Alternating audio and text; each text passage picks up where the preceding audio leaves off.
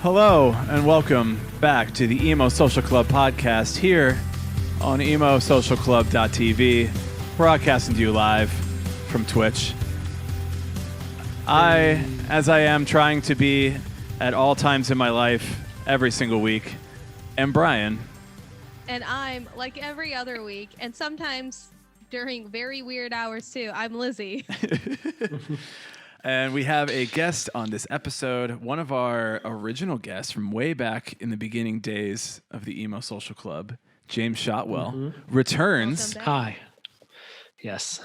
Which is finally how I get to actually put that in the title. We have so very few returning guests, which is not a critique on us. It's just that it's not. Listen, if you're somebody who's running a podcast or whatever you're running, you only want to bring repeat guests back when you know that they're good. So exactly. Oh, fancy. This is a compliment to you for being here. Buttering me up before we even get started. Absolutely.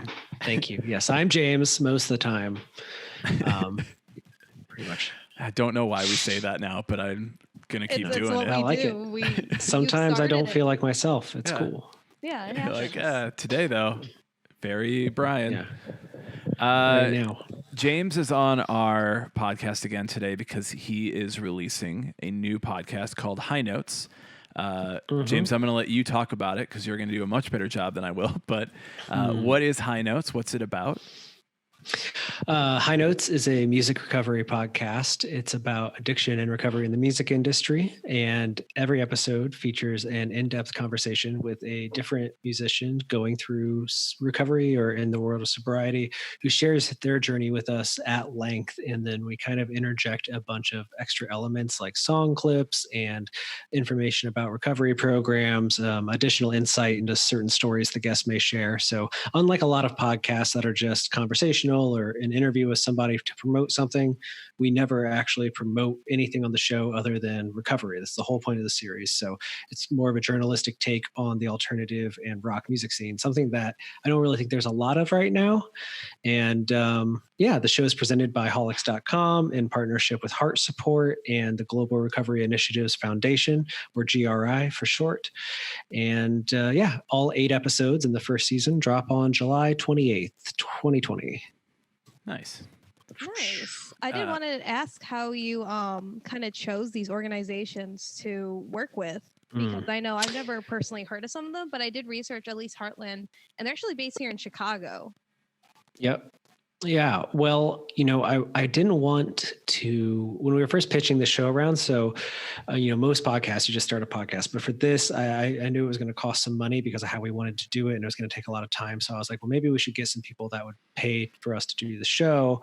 And we got a lot of advice to do that. But then I realized that if I brought on like a paid sponsor, it might take away from the seriousness of the show or how much people were like they're doing it for the right reason. So then I was like, screw that. We'll just do nonprofit sponsors. And Heart Support was suggested to me by my friend Jake Dinning, who has a podcast called Real Talk, because it's founded by Jake Lures of August Burns Red, and it's all about mental health, which is a very big aspect in recovery and sobriety for a lot of people. And then the Global Recovery Initiatives Foundation came in because of Jamie Roberts from Better Noise Records. One of the guests on season 1 is Tommy Vext of Bad Wolves. And she was telling me about this group, GRI, and what they do is they raise money to fund recovery programs all over the world. And people like Tommy Lee of Motley Crue are part of their board of directors and stuff. And I just thought it was a really cool idea, like a charity that supports other charities almost in a lot of ways. So I brought them both on, and they don't do much other than promote the show, and then they kind of get the bumpers where you would normally have ads in a series. We're just going to give bumpers to them throughout it. I know that you guys have heard some of the show. We haven't added the bumpers to the versions you've heard, but there'll be small cutaways to promote recovery programs. So trying to just make it as like pure as possible so that somebody isn't like one of the first things somebody said to me last week when I was showing people some content was, it's really gross that you're trying to like promote using addiction to promote a podcast. And I was like, I don't want to get caught up in that battle. So instead we're just like giving it away and giving all the stuff away and giving the space to charities. Wow. That is really cool. Yeah. Yeah, that's a really rad initiative. Especially, I think it's kind of interesting that people were saying that you were using addiction to like promote the podcast, even though that's kind of like the topic of it. But I do know in general, it's kind of like a touchy subject at the same time. Yeah. So we made. I'm an idiot who doesn't prepare, but we have notebooks that have the High Notes logo on them that we got made. So I had sent this person a picture of the notebook, and I was like, "Do you want one of these?"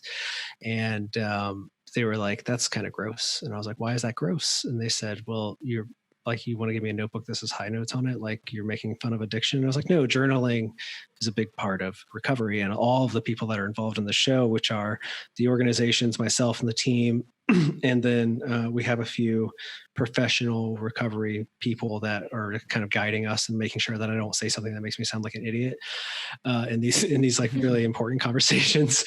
And everyone was like, "This is a really good idea," but this person it was like one of those things where like you don't realize how someone might take it. So I kind of like had to go back to the team and be like, "Am I crazy? Are we making a joke of this?" And everyone was like, "No, it's a good idea." So I just wrote that person off, and I was like, not everyone's going to like it, but that's like the danger you run into when you talk about these things. Because like you said, it's really sensitive. So for some people, they're like, they don't want to talk about it. It's like trying to do a podcast about trauma. Someone would be like, "Oh, you're trying to profit off trauma." I'd be like, "No, it's the opposite. It's not trying to, get popular for a podcast using recovery. It's trying to bring attention to recovery using a podcast. It's the exact opposite of what you think it is."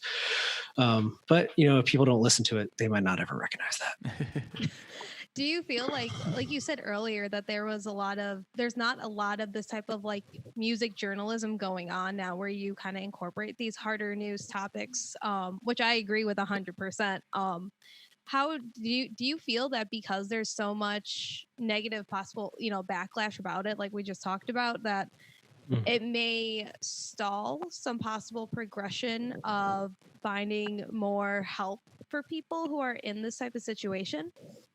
Yeah, my goal at the end of the day is like, my goal has always been two things. One, to make it easier for people to talk about these things, whether it be their own struggles or in my experience, it's usually like they know somebody that's caught up in addiction and they're like, "I don't know how to talk to my dad, my mom, my brother, whatever, about this thing that they're struggling with." So I want to do that. And then the second part of it for me was this, I kind of got fascinated by the idea of like how we treat people in the spotlight differently, even if they have the same problem. So as an example, one of the guests on season 1 is Anthony Green of Circa Survive. And I always think of Anthony as like this tortured soul. Like addiction is like this plague that brings down a really great man, and I wish you could get through it. But then there are other people in the music industry who we don't have to name that when they come up, everyone's like, they're a junkie and they should die. And it's like, well, they both have the same problem. Like they're both struggling with heroin or whatever it happens to be.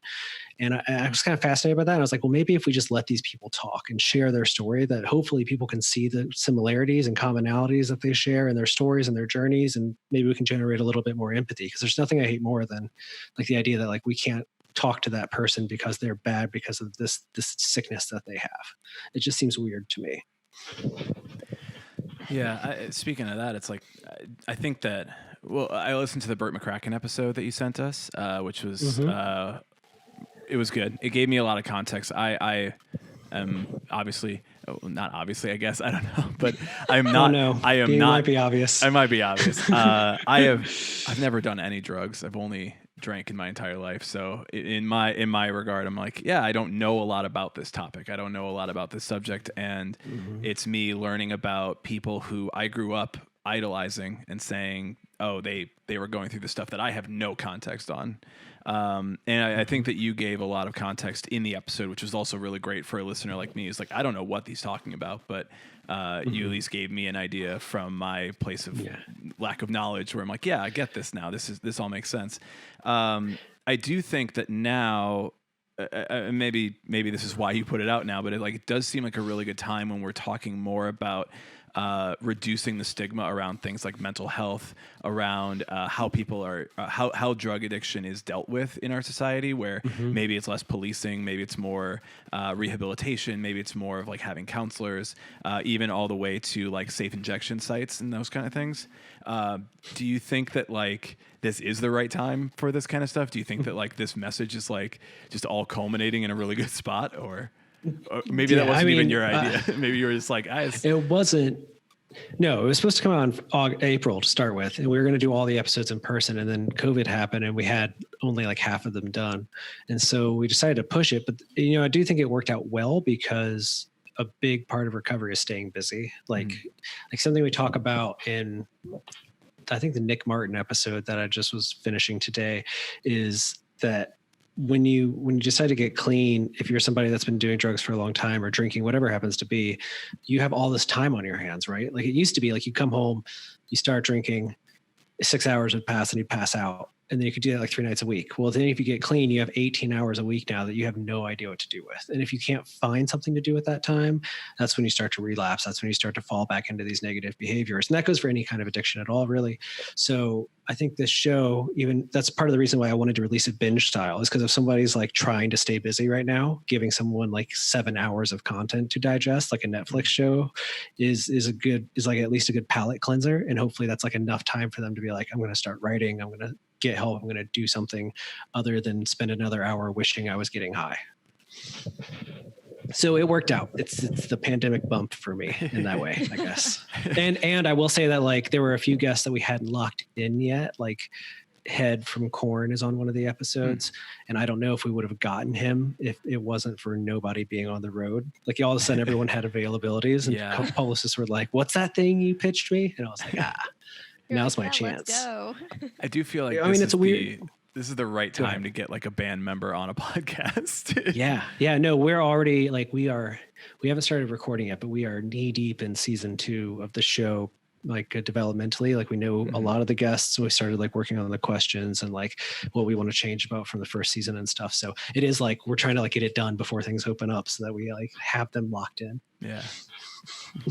I did see that you also had on Twitter, you had kind of tweeted out everybody that you had coming up on the first season. And I thought it was really cool to see Haley Butters from Epstein Father, or maybe people know the Twitter account, This Band Fucks. That's them. Because you usually hear a lot of course, usually in this industry, you hear a lot of it being about dudes, like men. And I think they're the only... I believe that they go by they, them, if I'm not mistaken, kind of like queer, non-binary person on there. And also, do you have more people like that or women that are also going to be on this? Because I feel like we hear a lot of the male side of it, but we never really hear too much about the other side for, non-binary and women who go through alcohol or, any other drug addictions. That's a really good question. And it's one that we so like when we're starting to plan out the show, if you ask me like, who do you think is struggling with drug addiction that you should talk to? I probably came up with 8 white guys, like off the top of my head, because I come from a scene that's mostly white guys. And then as we started to develop it, I was like, I really want to have some people of color. So we have like Nick Martin and we have Tommy Vext from Bad Wolves. And I was like, that's a good start. That's moving in the right direction. And then Landon DeFever, actually, who's the producer and the guy who edits the show, and kind of my like person that tells me whether or not it's a bad idea what I think we should be doing with the show, was like he was suggesting Haley from the very beginning, and he was like, they are so cool. They have like This Band Fucks is really big and their music is good, but like they have this weird niche. And plus we didn't have anyone on the show that was like, not really like current isn't the right word, but somebody that's like in the DIY scene that's still like coming up, and Haley fit that really well. So I reached out to them a while ago on Twitter before I lost my old account, and they had agreed to do the show. And then we lost touch when I lost my account. And so we literally just recorded their episode. Was the last one we did because we had a different final episode for the season. And we recorded it twice and we shelved it because the person is just kind of not a radical, but the person is very cancel heavy, and we didn't want to distract from what we're doing with the show or all the other guests by having this one person who's really problematic on the show. We might release it in the future, but we had this gap to fill, and Haley came up again, and I was like, yeah, let's reach out to them, see if they want to do it. And we hopped on the phone, and I think their episode's maybe the longest too. Like they're coming up on 2 years of sobriety in October, I believe. And we talked for probably 50 or 60 minutes in the raw version of the conversation about going to Narcotics Anonymous and getting through that program. But I will say we did offer the show to a lot more non-binary and women, and we had a harder time getting them to say yes. Like one of my dream guests would be Brody Dahl of the Distillers. And I was like, she would just like, that's my dream interview to begin with, but to talk about something like this for that long. Yeah. Right. Like that's the dream. I know you understand. So I reached out to her team, and they were just like, yeah, she's not interested in talking about this. And I was like, that's fine. And we heard that a lot from a lot of female PR reps. And I think my hope is anyway, that now that the show is coming out and people can hear it, I know from like the people that we've shared it with that we're already getting some bigger guests offers for the next season. So I'm kind of hoping that, again, it's about normalizing it, right? Because like white guys can get away with being assholes more than anybody else.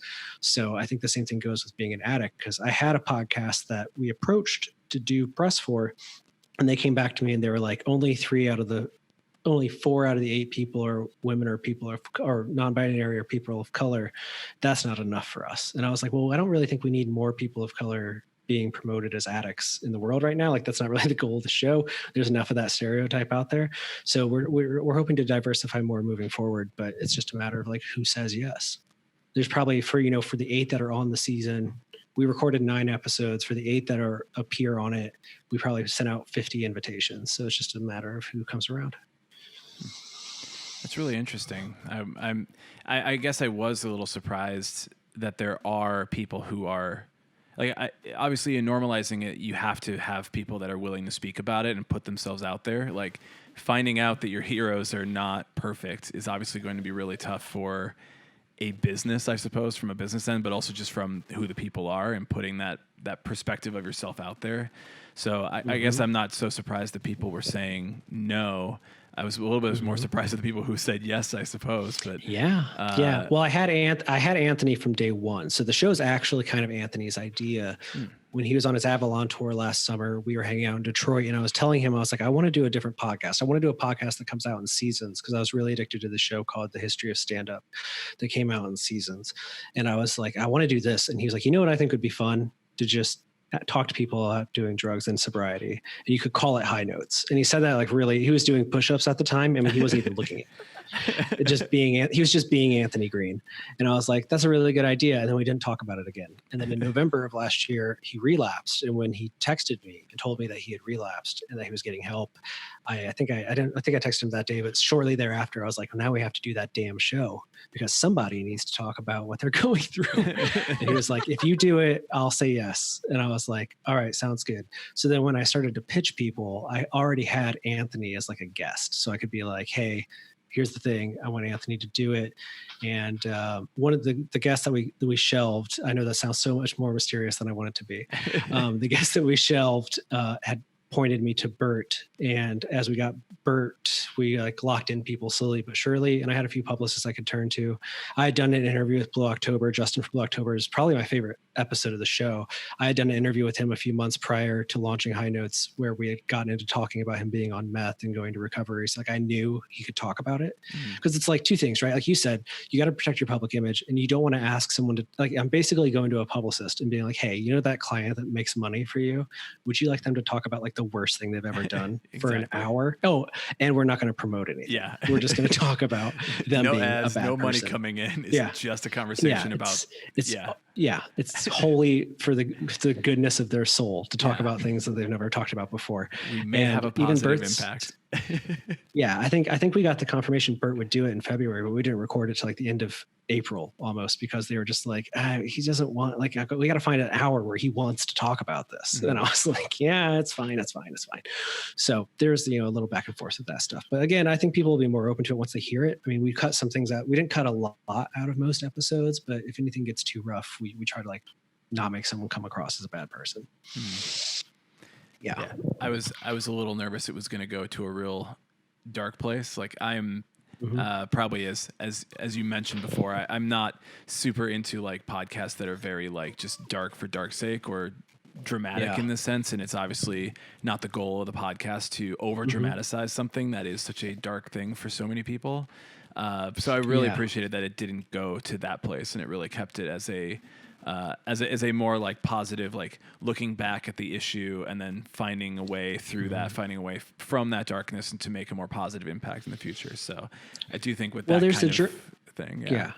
Oh, sorry. There's like that journalist aspect in me where I want the story. Like I'm always looking for like a really good story. So that's why in the show, like the structure of the show is how long have you been sober?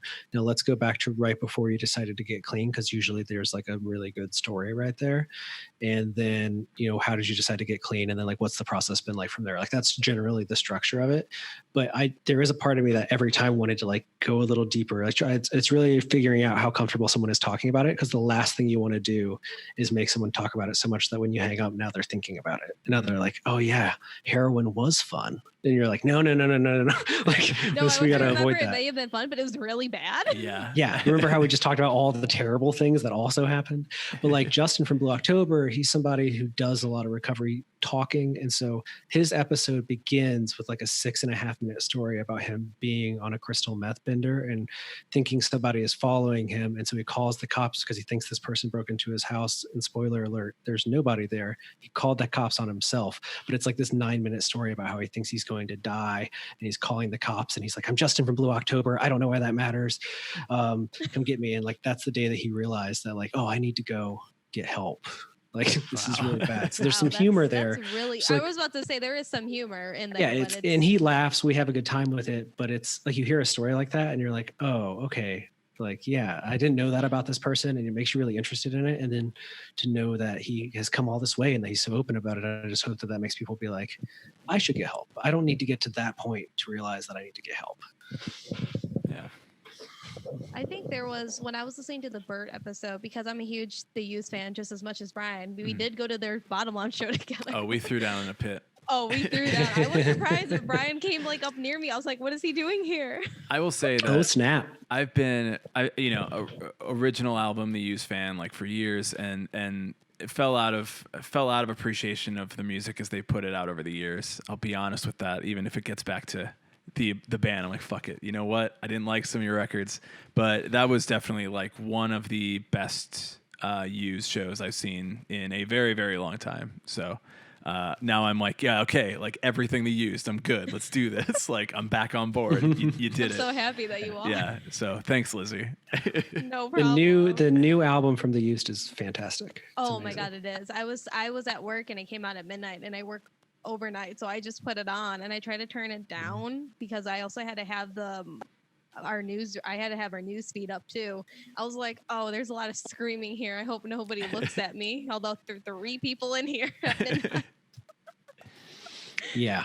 It's a wild one, but it is good. And I was happy to talk to Bert about it because I had done a big interview with him for their last record, which I liked, but was so different. So I also kind of had that foundation there where I was like, we've talked for an hour before about like deep things, so we can do this again. But it did also help probably to get him on the show that they had a new album even coming out, even though they couldn't promote it. But, he slips it in. He does mention the Lighthouse at one point. Oh no, I heard that. I was like, it's like, you mother. Like it was such professionalism that he slipped it in there. I was like, I can't even be mad because you made it in the context of an answer. I feel like that's just part of like being in a band is like, hey, just by the way, we have a new album coming out. Like you have to do it just to be like, listen. And it just has to be so casual. That's what you have somebody who's really good at for your PRs, that they media train those people real well. Yeah. Yeah. Oh yeah, and we did that interview over Zoom. So it was like I was looking at him and he was just home, like in his home in Australia where he lives. And it was just weird because it was like, I mean, it was even more personal than us talking because I was just like in my bedroom and he was in his bedroom and I was just like looking at Bert McCracken telling me these things about his life. And I'm like trying not to like blow my brain, like just like, especially when he like the clip that's out that everyone can go hear. Bert talks about artwork being a complete blackout, and the journalist in me was like, save this timestamp, like we're gonna need to come back to this as soon as we're done and grab this clip. This is the clip. There's a lot of that. It's really hard to like hold your composure when you're talking to somebody like that. You're like,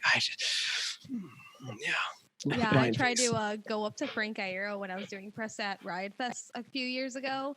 And because his PR guy was right there and he was like right there, not talking to anybody. And I went up and I was like flipping out. I'm like, sir, can I please have 5 whole minutes? Sir?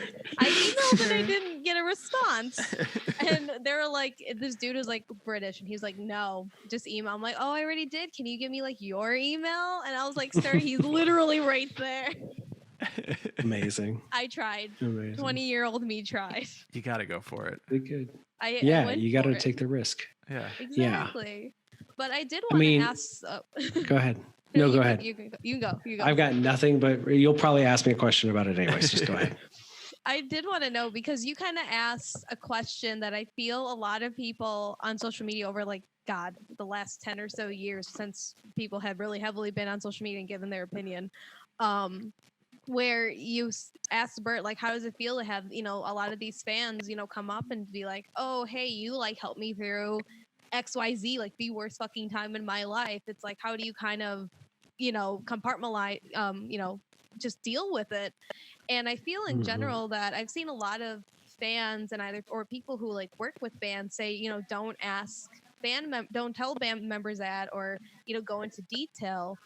And to kind of hear how he handles it was nice to see the reality of it and not have it kind of be feigned, because I feel I've seen a lot of responses from bands that are kind of wishy-washy. Like, yeah, we really appreciate it and it's cool and everything, but they kind of slip under yeah, but don't do it. But they never, explicitly say it or know how to properly deal with it. So I thought the fact that you asked him that, not in a way was taboo, but I think it was a question everyone kind of wonders, but is too scared to ask.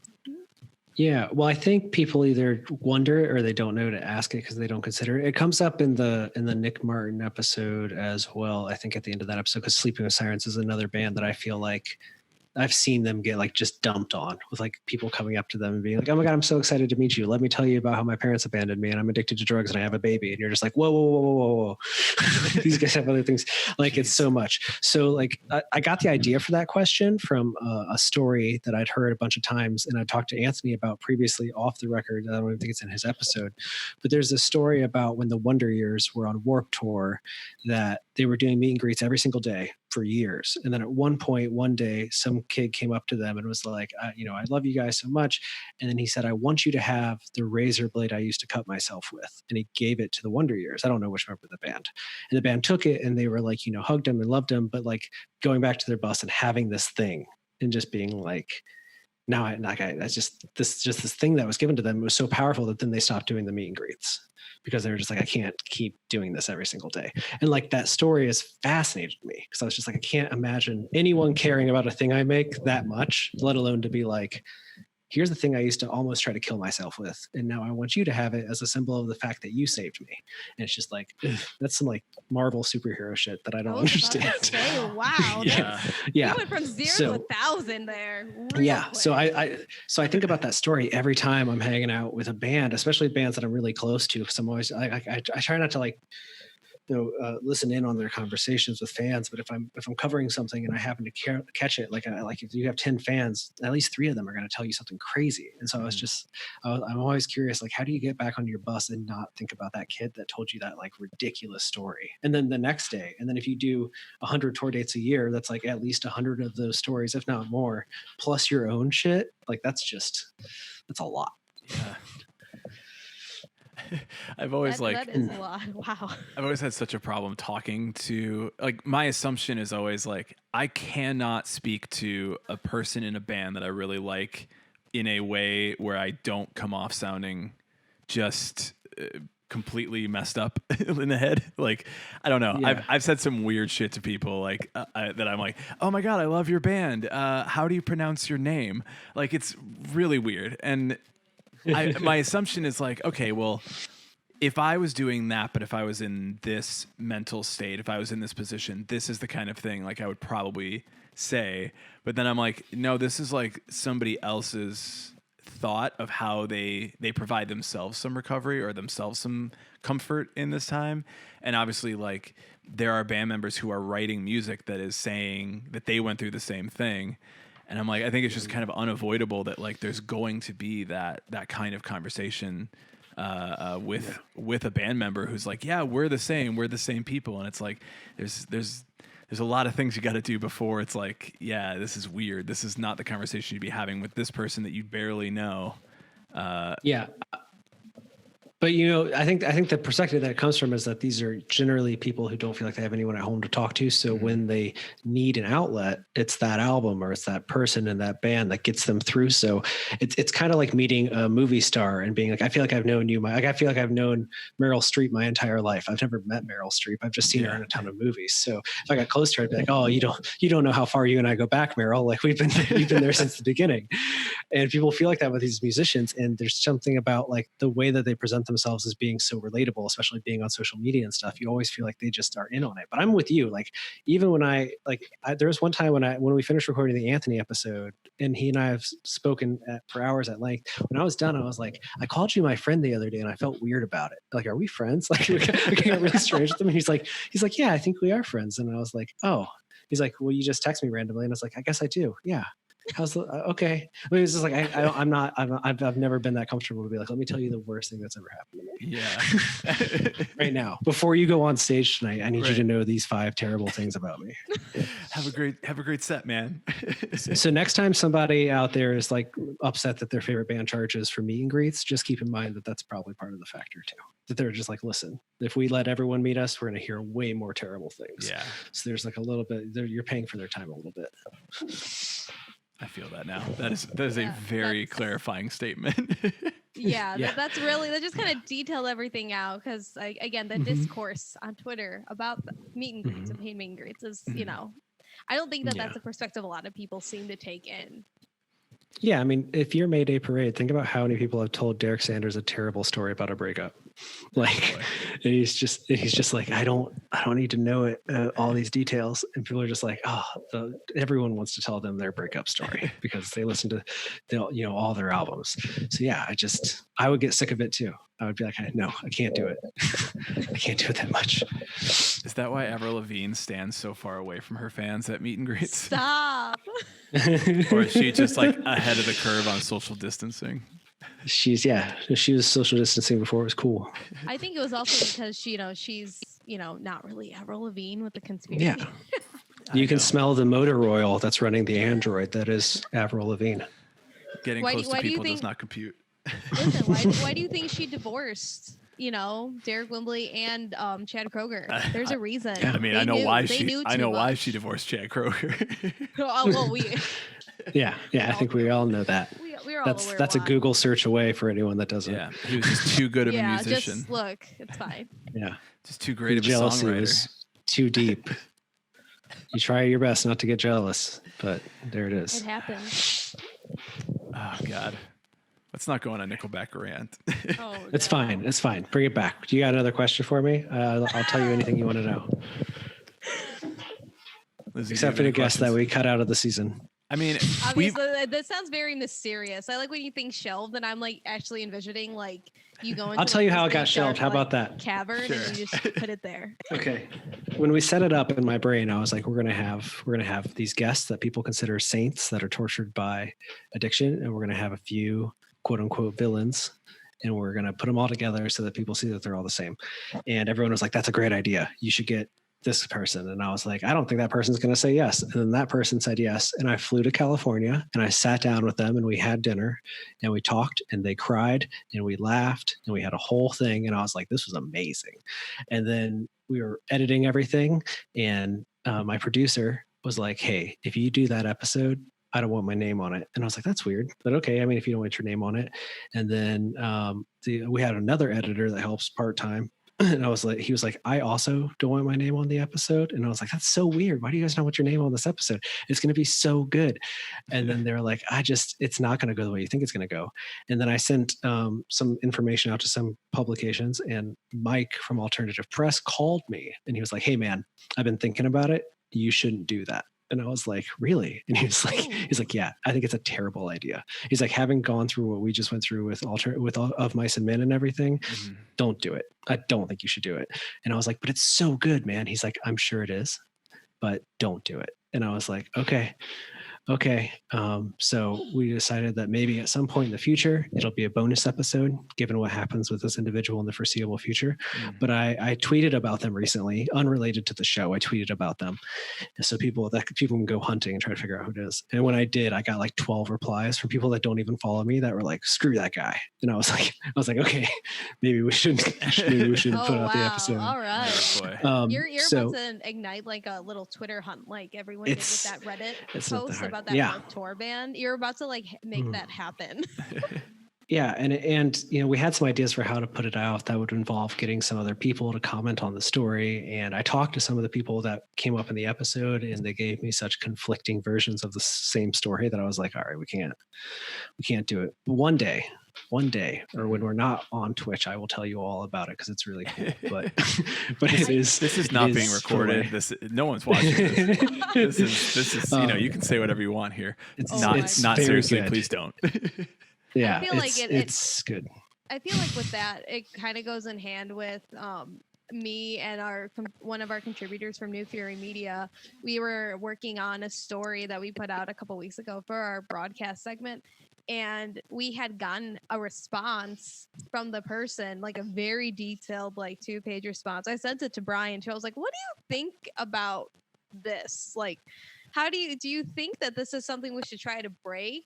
But I'm kind of nervous because in the email chain, the person had included their PR rep, and the PR rep said, "Don't say anything," as this man just goes as a very wild rant to our contributor. And I told our contributor, like, hey, just, say like, hey, I really appreciate this. I just want to confirm, can we print this, or can we put this out? We want to make sure, because there's a big legal liability that lays there that obviously none of us want to deal with or have the means to deal with at the same time. And I think some people may think of that as a cop-out, but it's also like, are you going to pay my legal fees? I mean, the information has now, like, the person has out. Now done their own thing. So, like, it's not, it wouldn't be breaking anymore. And obviously that's probably what they wanted to do. And overall, like, have the message come from themselves.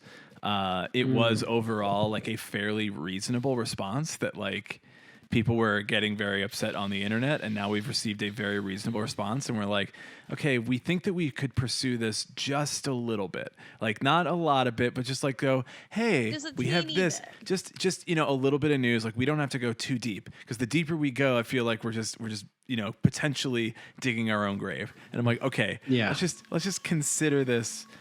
Because it's like you said, where it's like the journalist is like, I want to say something. I want to break some news here. I want to give some information, but at the same time, I'm like, I shouldn't want to do that if it's going to be at my own detriment. And we should protect ourselves here to be sure that, like, this is for the betterment of people's knowledge and not just like, hey guys, guess what happened? And like, yeah. So I think that's always a big issue, because I know when I was talking to one of my friends, one of my old coworkers, and they had said that when they were in school for journalism, that their professors would say, "Oh, don't worry about fact checking or anything. If you have it, just break it." I'm like, that is wrong. I don't know where you went to school, but first of all, you should get a tuition refund, because that's wrong. And then I talked to the people I work with in my newsroom. I'm like, what do you think about this? And they were like, that is absolutely the fucking stupidest thing I've ever heard. I'm like, okay, good, thank you. And I think that's that whole thought process of breaking things, like, you need to kind of slow down and be like, oh, what is this actually? Just so we can stop the spread, because obviously, misinformation is rampant too, especially on social media, and people don't really ever want to look for like more answers or conclusions into it, or just have like their opinion thrown out there, and it's just a hot mess. The last thing I'll say about the deleted episode, the shelved episode, I should say, it's not deleted. It exists.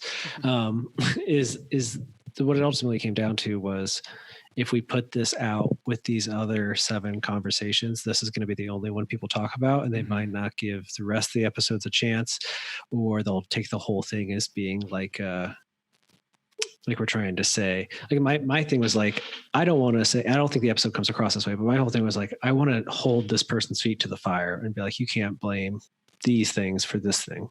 And people were like, yeah, but if you give them a platform, it's going to come across as trying to be like, oh, woe is this person.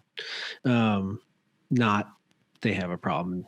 They need to be given empathy and supported like any other human being. So we're going to wait until, I don't know, hell freezes over probably, given, I mean, that may given become, the that case. may come sooner than we Yeah, think. it's possible. So let's, so guys, that Yeah, episode if we- will be out soon. Real soon. Yeah, sooner than later. Might be ahead of season 2. It'll be a bonus episode. Yeah. Within 2020, hell will freeze over. Yeah. Did you guys like the Bert McCracken episode? Yeah.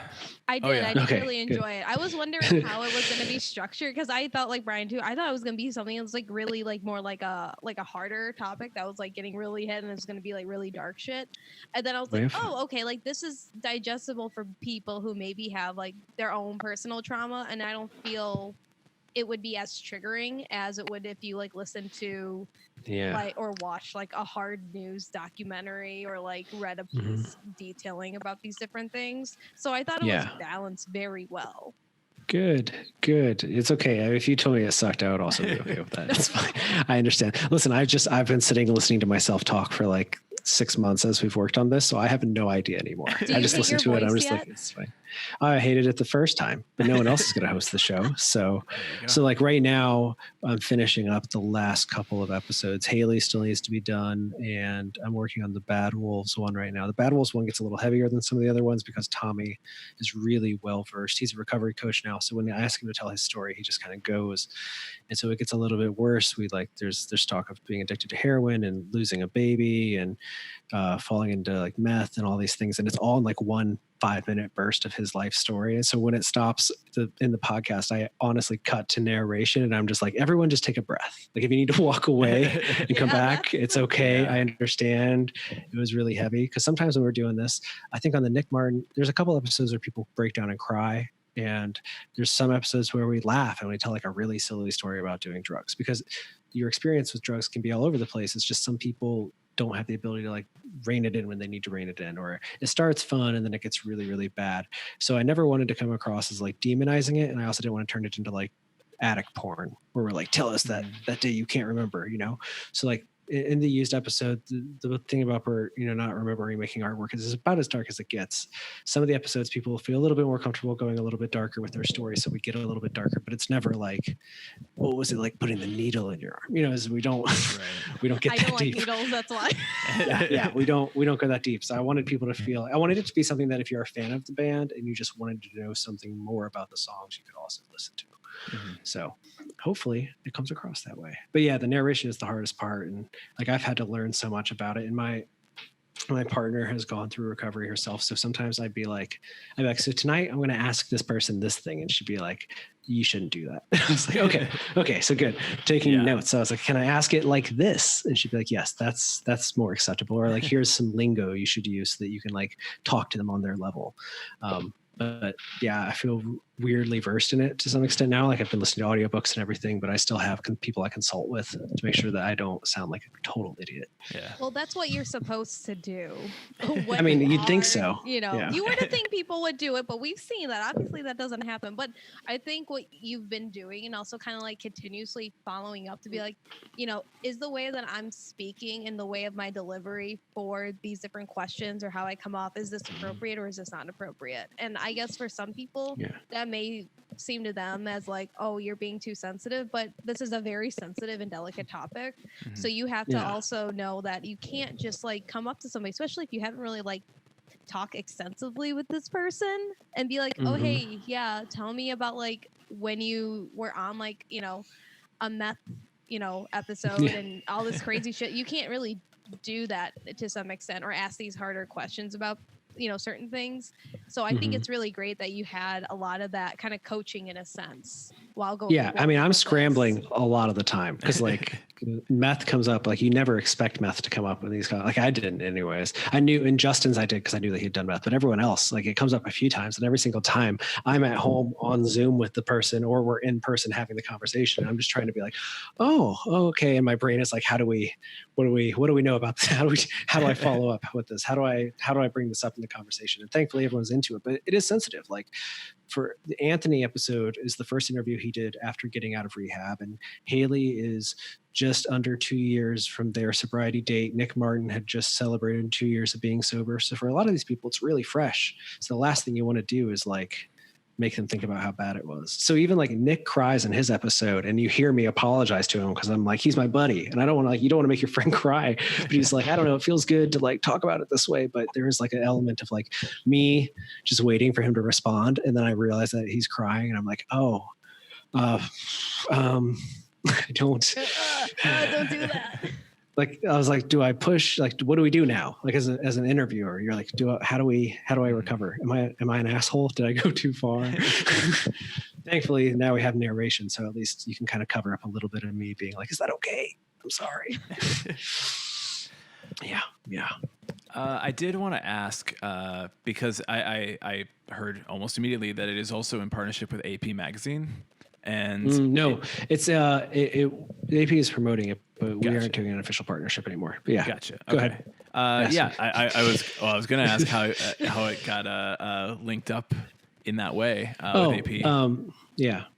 Well, I pitch a lot of things to Alt Press. They're good friends of mine, and I think that there's a lot. See, I hate people that always hate alternative press because they have the worst job in the world, which is catering to 30-year-olds that love scene music and selling magazines to 16-year-olds that love scene music. And those two groups of people have very different tastes. Mm-hmm. And I don't feel like, and they can't please everyone, because if they cover the bands that somebody like I like, they don't sell any magazines. And if they cover the bands that kids that buy magazines like, everyone my age hates them. So it's like a really thankless job. So I had brought the idea to them as like, hey, let's do it as a partnership. Like, I'll make the show. I had already started the show. So I was like, I'm going to make the whole thing. I'll give it to you, and you can do it as like an AP thing because they have a huge platform. And they were into it for a while. And then when all the recent drama with them happened and stuff, we made a mutual decision to not specifically link up in that way, just because we didn't want to, again, distract from like the point of the show, right? We don't want people to be like, oh, now here's all these other problematic people that they're going to talk to for an hour at a time, because every single guest is like, I have some problematic stuff in my history because I was an addict. And people just don't read that far into it. They'll just see like a list of people who have fucked up and be like, here they go again. So to avoid that, we decided to not do it, but they're going to help promote it. And Mike, the owner of AP, is somebody that I turn to with a lot of questions and stuff. Like, even when we started the show, I was like, is this a dumb idea? I want to do this, but is it a dumb idea? And he's like, I don't think so. And I was like, okay, Dad, thank you. Father. Yeah, he's kind of my dad in that way. Like I've had it when I was Everyone younger. needs an industry parent. Yeah, he's the closest thing to like a mentor I have. And when I was growing up, I used to have a dream that he would be like my Willy Wonka. Like one day he'd just hand me the keys to alternative press and be like, here, it's yours now, Charlie. And like, my name's James. So he'd be old and ignorant at that point. And I just don't think it's going to happen these days, but he still helps me out a lot. But yeah, if you ever see me disappear, it's because I've gotten the keys to the castle. Oh, okay. That's good to know. We'll know where to look first. I'll take the heat, because sometimes he's like, I wish I could just retire. And I'm like, yeah, go for it. Hand me the reins. Fine. He lives up in that old factory up on the hill. Never comes down. Yes. No one goes the in. Old magazine factory. No one goes into Alt Press. No one comes out of Alt Press. Well, then he also goes to the Rock and Roll Hall of Fame just because. I mean, it's nearby. You know, just because, right there. Yeah. Yeah. That's the dream. Well, that changes some of my line of questioning, because my thought was, I had different thoughts on the Alt Press stuff, because I was like, oh yeah, interesting that they're like, I want to do something. I guess we talk so much about cancel culture in this podcast that I don't really want to get into it too much. And also, I might make a mental note of this moment and cut it out, so nobody might hear this in the actual recorded version. It's shelved. It might be a shelved section, so this might be a Twitch exclusive shelved section of the episode. People who are watching this live on Twitch. Good. I guess like you are talking with people who have had this like rough history, and it was interesting that you mentioned Tommy Lee at the beginning too, because my like growing up as a kid who was a fan of rock music, you hear all of these stories on like VH1 Behind the Music, you read The Dirt, and you're like, it glorifies this culture of drug addiction. It glorifies drinking to excess. It glorifies that rock star mentality that we are now so far separated from in 2020. And there is a very different experience with those facts of of our heroes when we were kids and the people that we looked at. And I feel like when we look at a Motley Crue and we look at the Used, it's a very different view of how we want to see those people. And I guess in a way, like, you know, The Dirt was made into a movie. Tommy Lee is obviously doing work with a rehabilitation.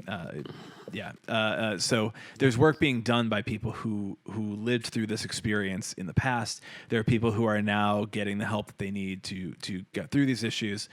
And I don't know what the right answer is, but is this like is this a rehabilitation for not only their addiction, not only their health, but also like their image, also their how they're perceived within the culture, how they're perceived by like are we going to look back at history of these bands now and go, oh yeah, it was this, and we look at it this way, or are we going to see that like yeah, they were canceled and now it's just like they're out of here, they're done.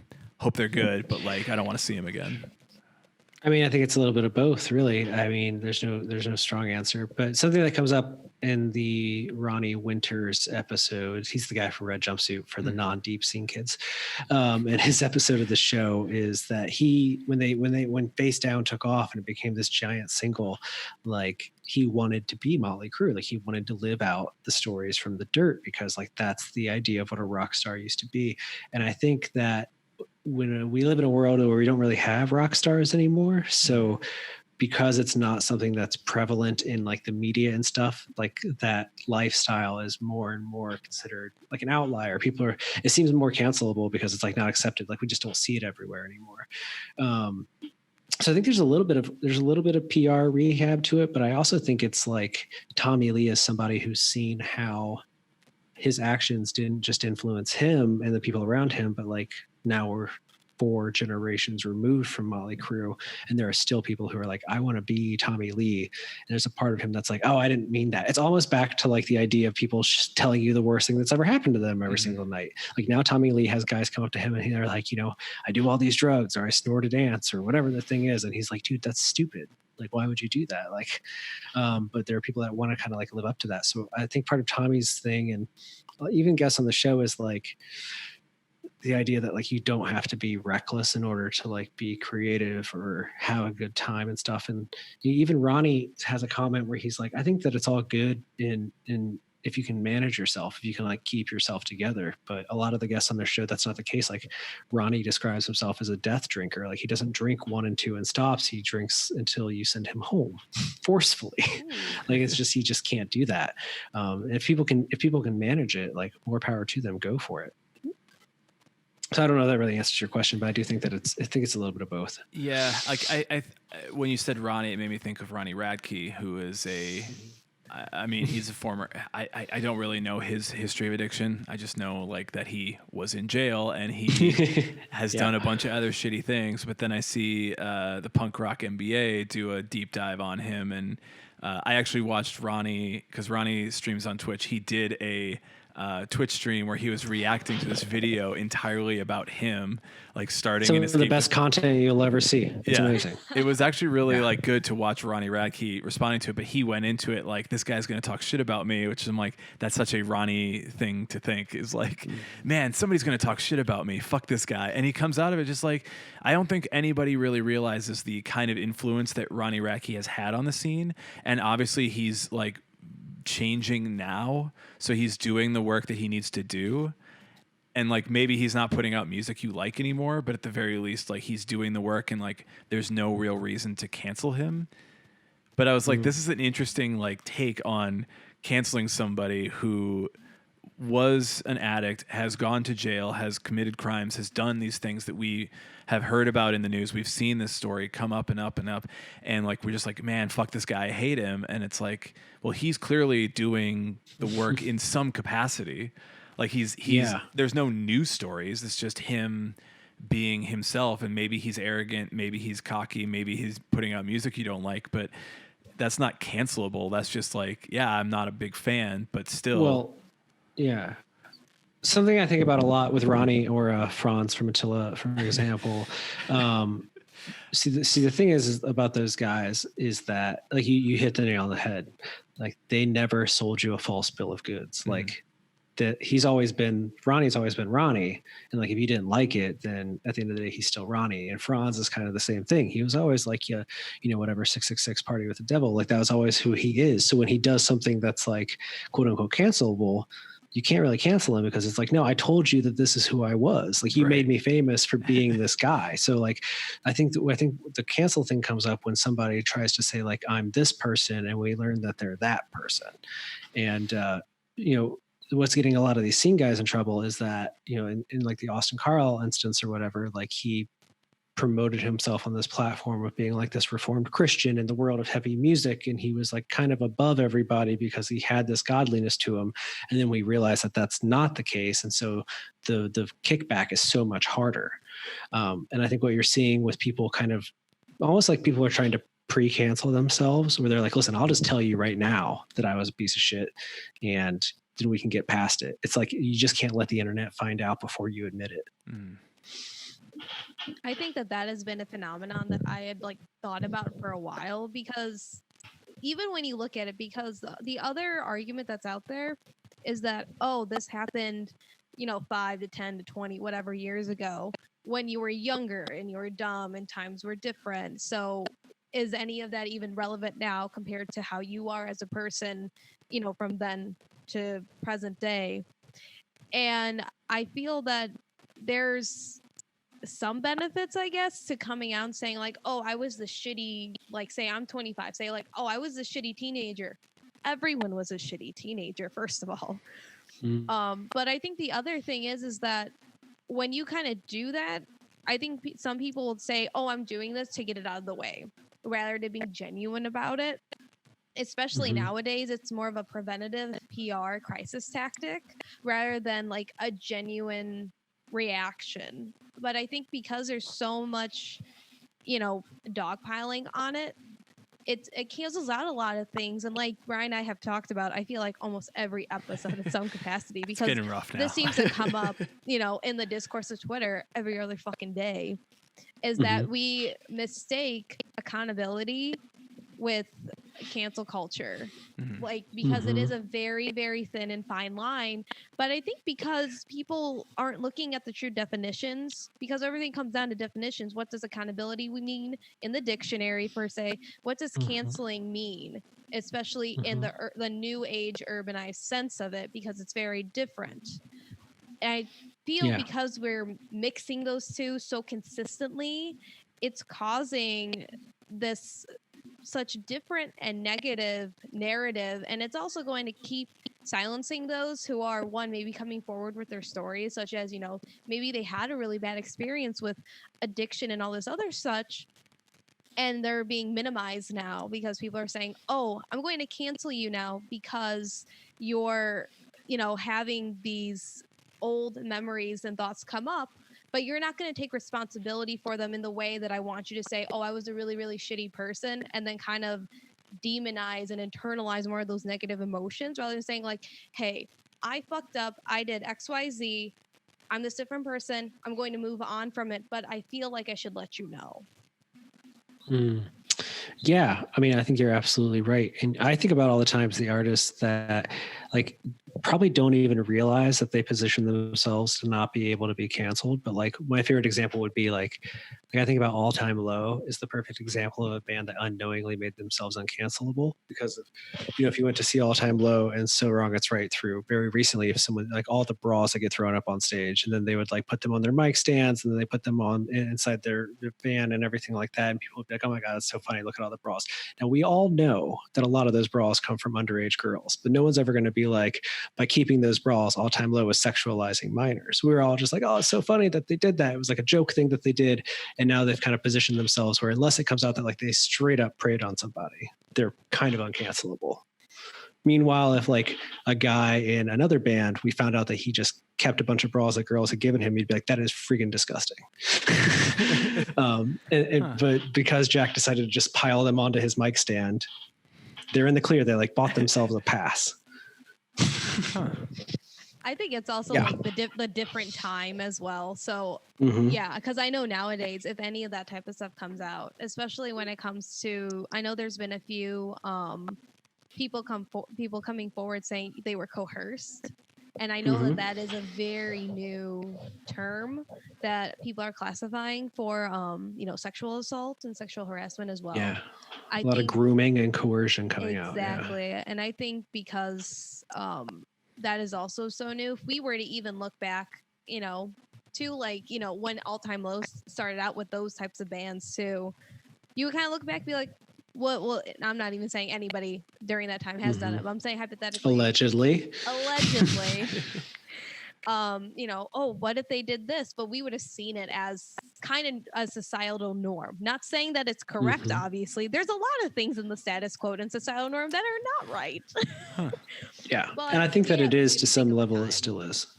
Yeah. I mean, I grew up in a similar circle of people, and I know that certain gigantic scene bands, when they were first blowing up, I had friends that were like, oh, me and my girlfriend went to see them, and she hooked up with so-and-so in the band, and they were definitely underage. And it was just like, oh, but they went out with that mission and it happened. And I'm sure that that circle of individuals still exists to this day.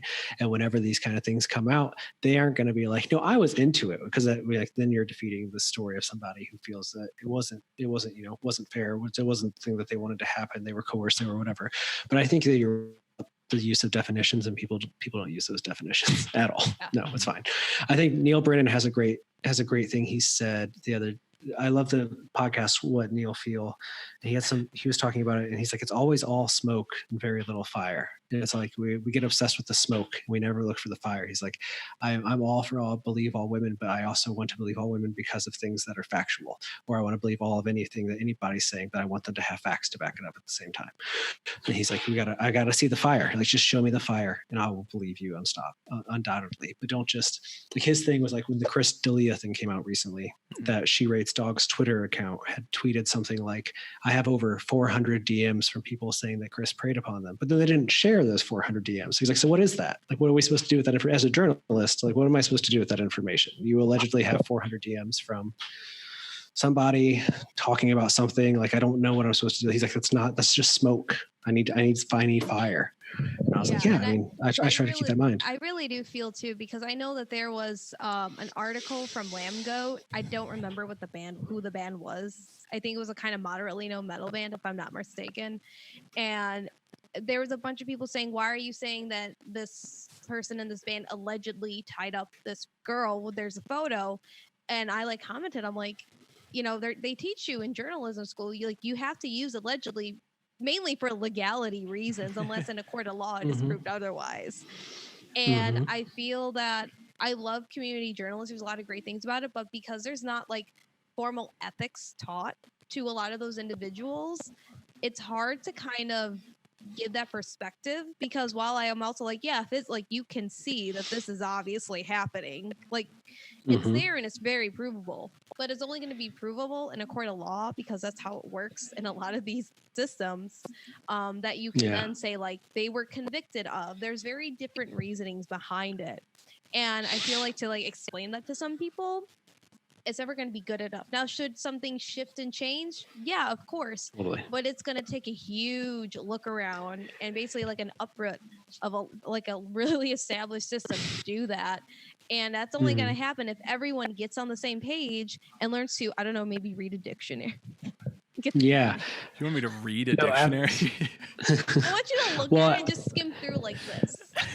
The one argument that I've seen come up and is unfortunately true is okay, so I'm a magazine, or I'm a blog, and I get a hot tip about somebody doing something terrible.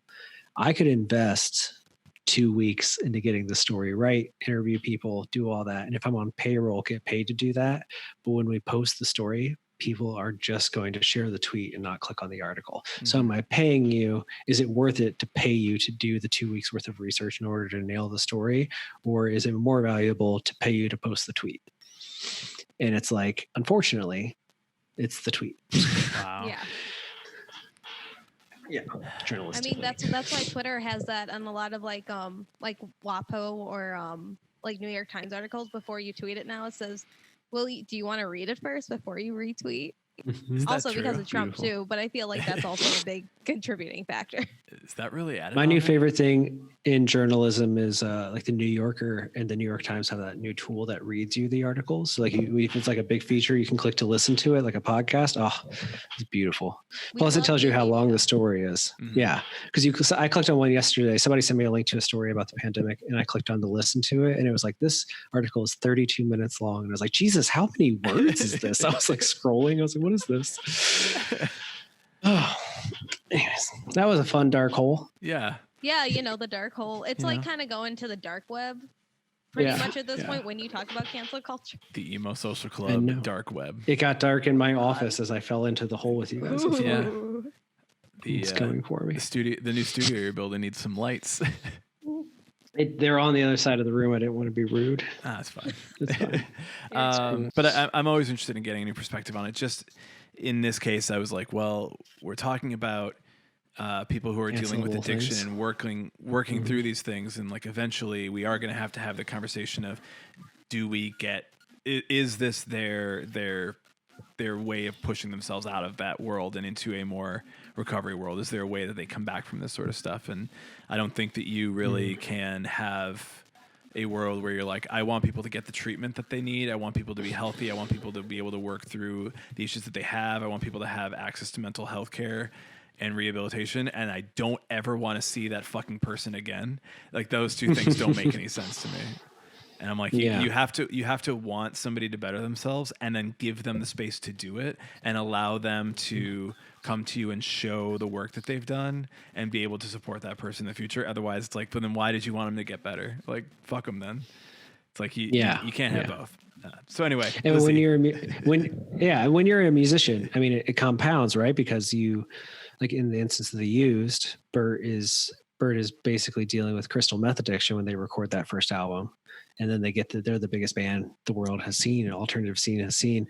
And then a decade later, he gets clean and their next like 3 albums tank. And so there's a part of him that's like, well, shit, I got clean to save myself, but I might have ruined my career. So like when you hear an album like Heartwork, you're like, oh, thank God. Like it's like proof that getting clean doesn't ruin your creativity, because I'm sure that that's a factor. Like, I mean, Anthony has been to rehab 3 times, and like you can see when you listen to the Circa albums, you can almost tell when he's in a bad place because the album just kind of goes to trash, and you can tell that he's being like, I got to find that perfect mix to make it work.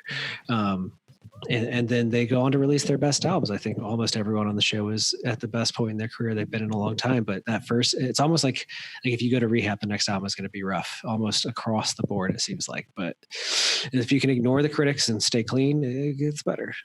I feel like that can also be compared to like when people, like say Mike Hem, when they came back and they put out Danger Days, everyone was like, this sucks. Like, I don't like this, because, they got all of them, most of them, I believe, got married around that time. They had kids and like, they were getting their shit together. They're pretty much like, oh, I'm clean and I'm like moving on in life. And like, I don't care what anybody says. I love Danger Days. If you don't like Danger Days, get out of here. People have come around to that album, I think. I They think better people like have. finally were like, oh wait, no, this album's great.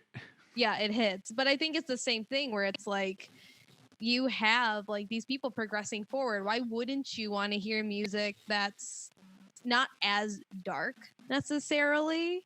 Especially, you do have these older albums to go back to when you do have those moments, especially for those fans who are kind of coming up to and being like, oh, this got me through the darkest days of my life. I feel like you as a fan want to be like, oh, I hope this person who got me through these darkest days of my life is putting out music that's getting them through their darkest days of their life and showing that they came out on the other side. Yeah. Well, it's something I learned during the podcast was like songs or albums that I was always like, man, that's a great breakup song, or actually about like, coming off of heroin, and you're like, oh, we were going through different things. I completely misread where you were coming from. I at mean, the it's time. like when you listen to Skillet, like their one album that had like all the good songs on it, you're like, oh, I feel it. Then you're like, oh, Jesus. Yeah, we're all coming from different places. Yeah, those are great points. I will say that if somebody misses MCR, the new Creeper album is amazing. Comes out July 31st. I love Creeper with my whole ass heart. I saw them on their first US store here at Beat Kitchen. It was like me and like 5 other people, and I love them. They're the nicest people in the world. New album is fantastic, front to back. It's amazing. So I want to give you a chance to plug all the stuff where people can find it all. And then after you do that, I'm going to mention something specific that's a follow up from the last time we talked. Oh, good. So I'll let you plug, and then I'm like, let me ask you this. Look at your research. Okay, plugs. All right, so High Notes, the podcast goes live July 28th. All episodes streaming that day for the first season. There will be more. There'll be a couple of in-between episodes before season 2 drops in December. They're all kind of timely, the in-between episodes. That's why they don't fit in with the seasons. Think of it as like a holiday special, but for dark things. And the podcast is High Notes Pod on Twitter and Instagram and Facebook. I think it might be High Notes Podcast, but you can also find everything through Haulix. That's HAULIX or haulixdaily.com. And we have a YouTube channel. It's called Music Biz, Music Biz. And I have another podcast called Inside Music. There's that. And then if I could plug one more thing, if you need one more way to look at my face or listen to me talk. I was telling you guys before we started that I have a podcast with my friend Ben. I manage the band You, Me, and Everyone We Know, and we have a podcast called Ben and James Answer the Internet, where we play a stupid card game and answer dumb questions about our lives and would you rather type questions that just kind of lead to conversations. We get into philosophy and a lot of that other nerdy stuff. So if that sounds like fun, and the people that watch play with us, so like we ask the crowd the questions and people comment back, and we just kind of have a lot of fun. It's an interactive game show. So so Ben and James Answer the Internet, Inside Music, Haulix, Music Biz on YouTube, and High Notes the podcast. I think that's everything. Excellent. Oh, one more thing. I wrote I write a lot of band bios, so I just wrote the band bio for Selfish Things, and their new EP is out. It's really good. I'm writing one for the band Happy right now. Their new record is really good. It comes out in October, and since they pay me to write their bios, I feel like I should promote their music. So check those albums out. Absolutely. Those are both very good bands. So very good bands.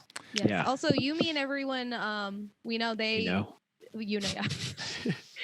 There's a lot of words. There's a lot of bands' names nowadays. We call them Yumi internally. Yumi, yes, Yumi. They did the theme song. Yeah, they did. So Ben from Yumi and Everyone We Know, and there's another Ben in the band as well.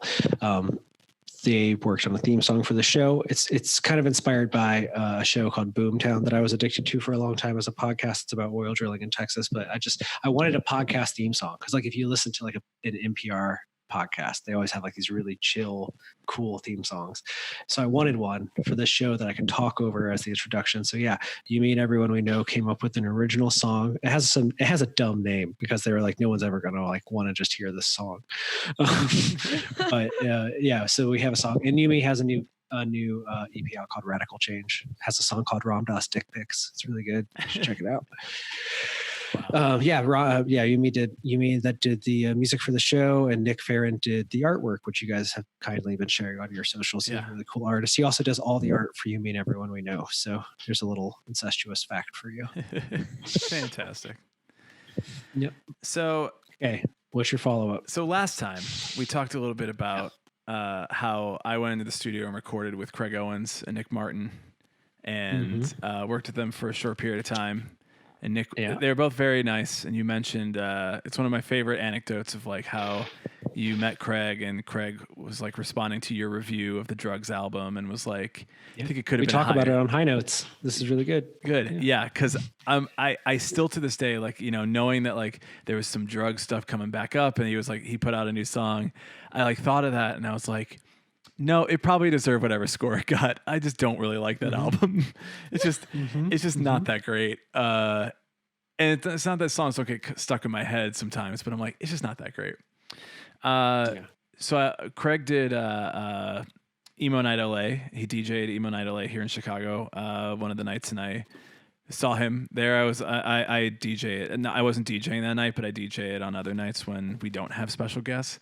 So I was like, I want to go say hi to him. We went up on stage and I'm like, hey, dude, do you remember me from all these days ago? He's like, yeah, I do. What's up, man? And I was like, I don't know if this is fake or not, but I'm going to assume that it's real and that Craig Owens remembers my face and name and experience. It's possible. Yeah. And now I'm like, all right, man. give it like 1 point up on that scale.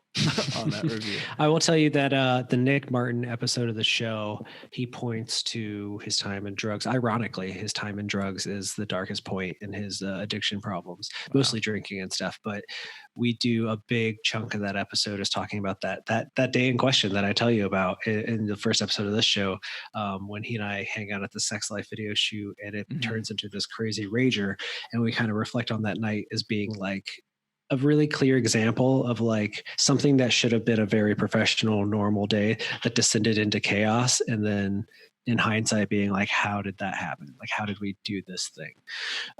So yeah, it's funny that you brought that up because I always think about doing your show because I think it's one of the more fun podcasts to do. And I mean that sincerely, not just because I'm on it right now. I've been doing a lot of them recently, and sometimes people have questions, sometimes they don't. Sometimes they're like, so you've been doing music stuff for a while? You guys always have good questions, and you laugh, which is fun.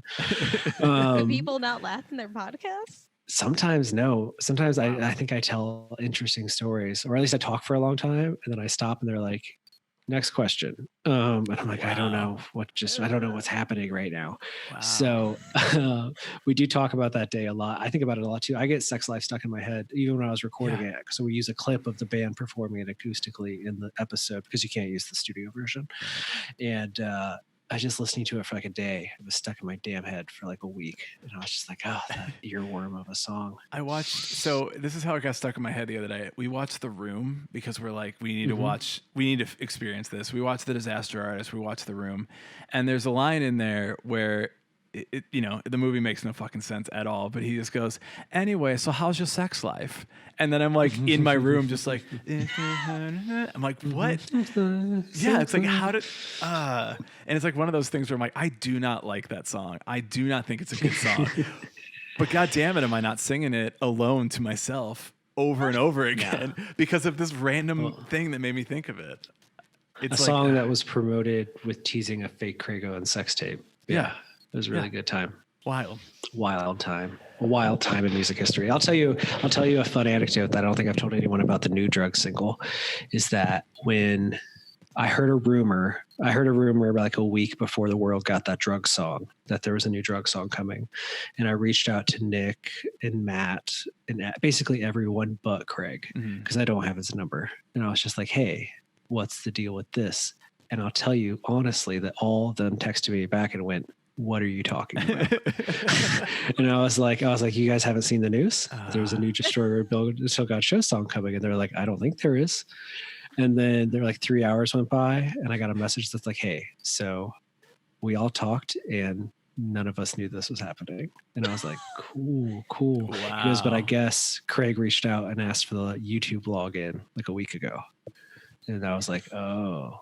Okay. So yeah, he just like took that thing and was like, this is mine now. So it's just Craig and his producer doing it. I don't think those guys, because when I asked him, I was like, you guys are working on new stuff? And they're all like, no, we haven't. No, it's not going to happen.